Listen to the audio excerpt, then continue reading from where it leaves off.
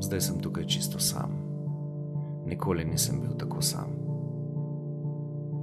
Nimam drugega, da bi se pogovarjal z njim, kakor sam sebe, in to je žalostna in neprijetna družba.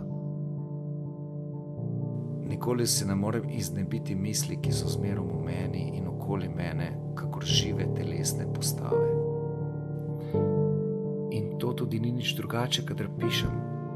Vse ljudi, ki pišem o njih, vidim pred sabo, in če jim pogledam bolj natanko v obraz, vidim sebe samega.